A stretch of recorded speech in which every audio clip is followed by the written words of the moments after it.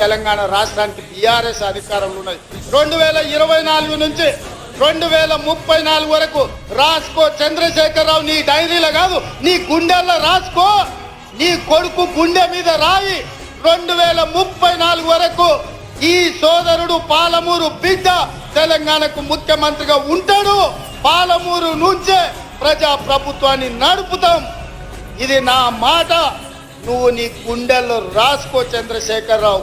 పాలమూరు నుంచే శాసనం చేస్తాం. పాలమూరు నుంచే శాసనసభను నడిపించే బాధ్యత నేను తీసుకుంటా. నువ్వు దుఃఖం వస్తుందో, బాయిలో దుంకుతావో, పెట్రోల్ పోసుకొని తగిలబెట్టుకుంటావో అది నీ ఇష్టం. కాకపోతే నా కోరిక ఒక్కటే, నువ్వు అసెంబ్లీకి రావాలి, అపోజిషన్లో కూర్చోవాలి, మేము చేసే మంచి పనులు చెప్తుంటే నువ్వు కుమిలి కుమిలి ఏడవాలి. అందుకే నేను అసెంబ్లీకి పిలుస్తున్నా. నువ్వు చేసిన ద్రోహం ఏందో, నువ్వు చేసిన అన్యాయం ఏందో నువ్వు